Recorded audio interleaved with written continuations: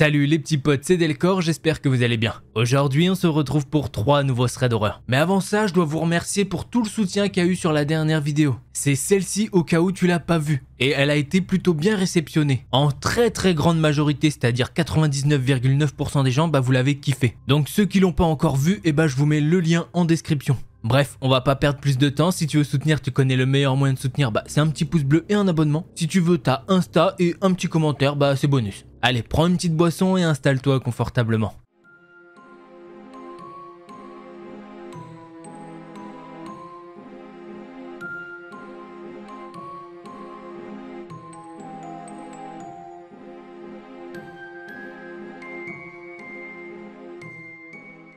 Alors pour ce premier thread d'horreur, je vais vous le faire à la première personne. Je vais carrément vous le lire directement depuis Reddit. Hello, c'est la première fois que je poste quoi que ce soit sur Reddit. J'espère que ça ne sera pas trop brouillon. Je préfère ne pas donner mon nom, puisque je serais mal à l'aise avec l'idée qu'on puisse m'identifier. Bref, mon histoire se passe à Lyon, dans un Intermarché. Il est vraiment très proche de chez moi. À peine je sors de mon bâtiment que je tombe dessus. C'est très pratique pour aller vite fait prendre de la malbouffe. Mon histoire a eu lieu il y a à peine 2 mois je pense. J'ai 16 ans et il faut savoir que j'ai toujours eu une peur bleue des hommes en général, à cause de choses qui ont pu arriver dans le passé. Mais j'essaye vraiment d'être plus légère sur le sujet. Donc un jour, mon père me demande d'aller chercher des courses pour le soir en attendant qu'il finisse son boulot. D'habitude j'aurais rechigné, mais là je me dis que c'est un super moyen pour pouvoir aller me chercher des bonbons. Donc je vais vite fait là-bas. Je rentre à l'intérieur du magasin et je fais le tour pour trouver tout ce qu'il y a sur ma liste. Puis je me dirige vers le rayon des bonbons et là j'entends un mec crier « Trop stylé, j'ai parlé avec un New-Yorkais !»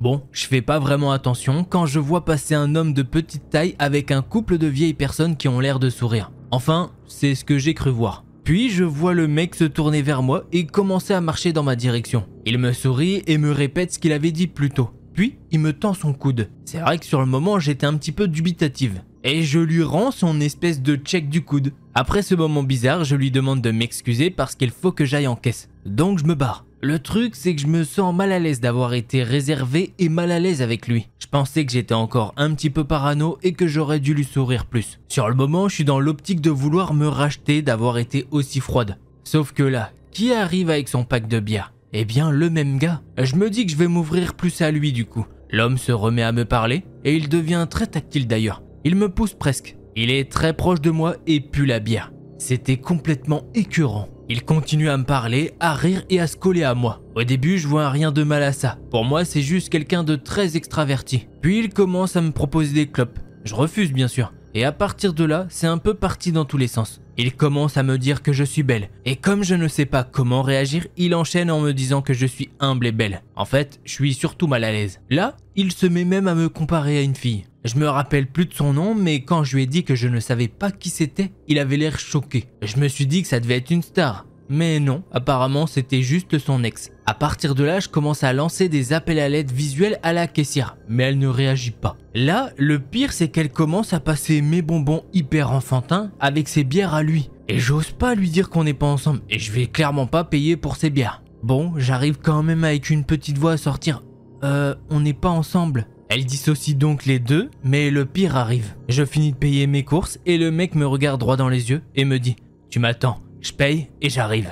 Mon sang ne fait qu'un tour et enfin sorti dehors, j'ose même pas regarder à l'intérieur. Je m'enfuis juste le plus rapide possible. Je regardais derrière moi toutes les 2 secondes pour être sûr qu'ils ne me suivent pas. Une fois rentré, même mon père s'est mis à surveiller sur notre balcon de peur qu'il m'ait suivi. Ça a été un moment très désagréable et après ça, je me sentais très sale. Enfin, tout ça pour dire que même si une personne paraît affectueuse, ça ne veut pas dire qu'il faut tout laisser passer. Voilà, on a fini avec ce premier thread d'horreur. Premier truc que je note, c'est que le père a directement cru sa fille. Je peux vous dire que ça paraît anodin, mais souvent dans les threads d'horreur, les parents ne croient pas leur enfant. Heureusement pour la fille, plus de peur que de mal. Par contre, heureusement qu'elle l'a pas attendu à la sortie du magasin. Clairement un bon move d'avoir couru. Allez, on passe au deuxième thread d'horreur.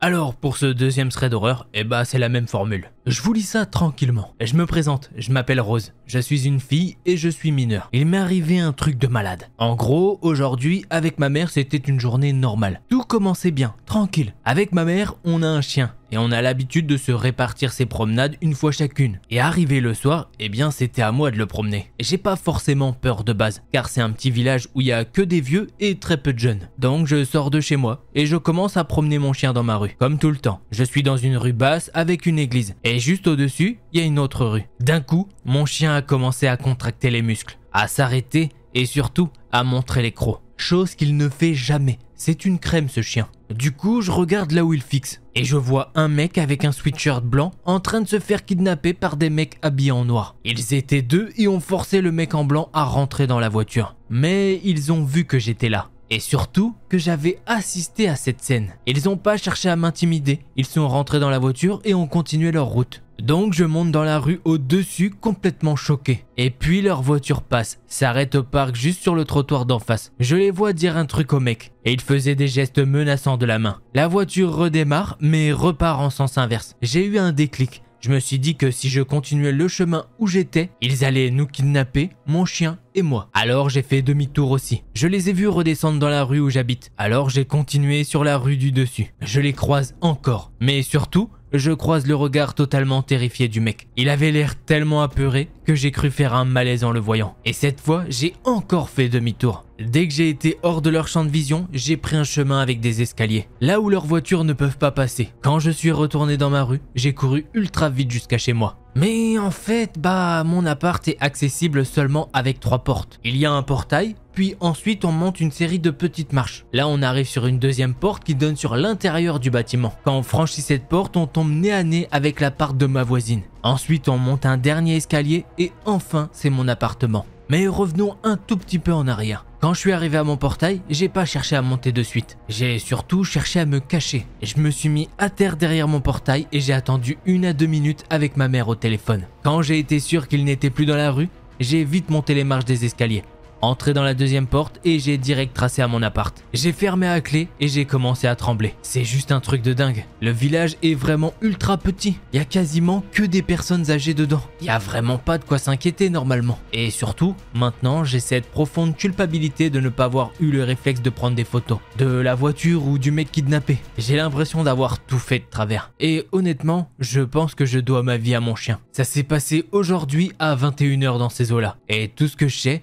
c'est que maintenant, je ne suis plus en sécurité. J'ai ultra peur pour le mec, mais aussi pour moi. Je veux pas paraître égoïste, mais j'ai juste peur de me faire enlever parce que j'étais au mauvais endroit, au mauvais moment. Alors ouais, histoire vraiment très compliquée. Là, dites-vous bien, quand la personne écrit, ça s'est passé il y a très peu de temps. Le gars s'est fait enlever sous ses yeux il y a quelques heures. J'ai pas de nouvelles, d'ailleurs j'espère que cette fille va bien. Et pareil pour le gars dans la voiture, lui aussi j'espère qu'il va bien, même si lui il s'est fait enlever. Pour le coup, je sais pas si ça a été signalé à la police, en tout cas j'espère que oui.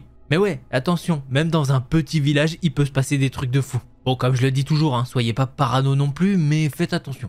Allez, on passe au 3e thread d'horreur.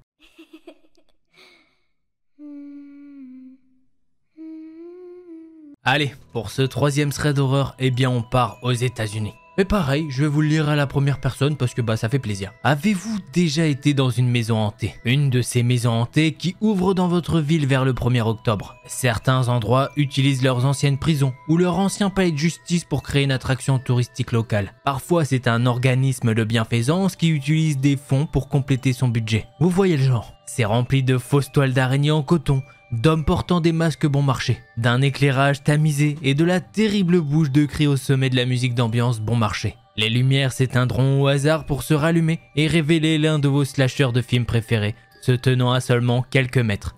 Oui, ce sont de ces maisons hantées-là dont je parle. Mes amis et moi avions l'habitude d'y aller chaque année depuis le collège. Mais maintenant, je n'irai plus jamais. Au cours de ma dernière année de lycée, mon groupe d'amis a décidé que les maisons hantées locales étaient déjà toutes faites. Nous voulions quelque chose d'un petit peu plus frais, quelque chose qui nous ferait vraiment peur. Et rien de ce que nous pouvions trouver dans un rayon de 30 km ne pourrait faire l'affaire. Puis Jimmy nous a parlé du sanatorium de Stanford. C'est vrai, un sanatorium ça pourrait être cool. Cet endroit avait été utilisé comme hôpital anti-tuberculeux au début des années 1900.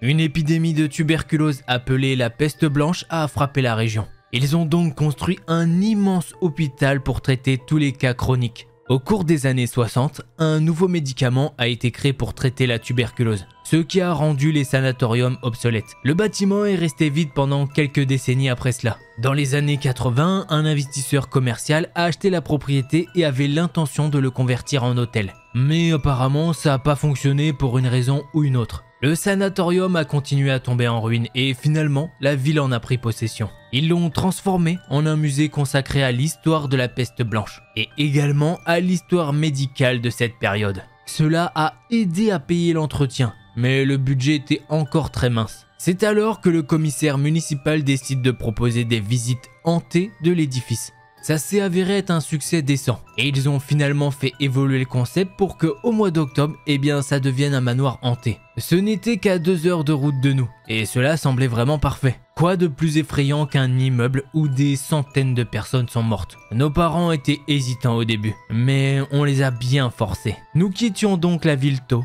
faisant le tour avant même qu'il ne fasse noir, puis rentrions immédiatement à la maison. Quand nous sommes arrivés sur les lieux, le bâtiment était stupéfiant. 3 étages de briques rouges. La façade était couverte de longues passerelles et des centaines de portes étaient visibles. Chaque pièce était complètement séparée et ouverte sur l'extérieur pour fournir une meilleure ventilation que ne le permettait l'architecture de l'époque. La structure semblait solide, mais de lourdes fissures et des vignes épaisses couraient sur les côtés du bâtiment. Toute la peinture s'écaillait, et ça écaillait même sur les portes. Certaines des fenêtres du dernier étage ont été brisées et laissées à découvert. Il n'y avait presque pas de voitures sur le parking. Le soleil était encore haut dans le ciel. Qui voulait faire une visite guidée de l'hôpital hanté en plein jour? Je vous le dis maintenant, j'aurais préféré ne vraiment pas rentrer là-dedans. Jimmy, Carlos, Stephen et moi-même avons sauté de la voiture et nous avons suivi les panneaux indiquant la table d'admission. Une femme vêtue d'une tenue d'infirmière à l'ancienne s'est assise au bureau et a pris 5 $ à chacun. Puis, elle nous a glissé un bloc-notes devant nous.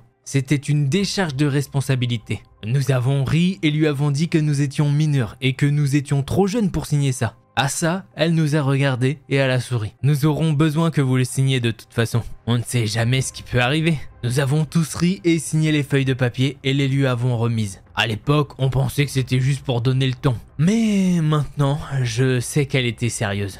Pour vous expliquer un petit peu, la visite était autoguidée et vous pouviez aller n'importe où vous le vouliez et dans l'ordre de votre choix. Nous avons choisi de vérifier d'abord les chambres des patients, en supposant qu'il y aurait des scènes horribles. Mais nous avons rapidement été déçus. Les chambres étaient en ruine, un cadre de lit rouillé avec un matelas déchiqueté, des bassins de lit, des draps moulés et des chaises brisées jonchaient le sol. La seule chose dans ces pièces qui valait la peine de signer une décharge aurait été le risque de tétanos. Au bout d'un moment, Carlos s'est mis à dire « Les gars, c'est vraiment bidon ici. » Je lui ai alors répondu « Eh bah quoi, tu veux rentrer chez toi ?»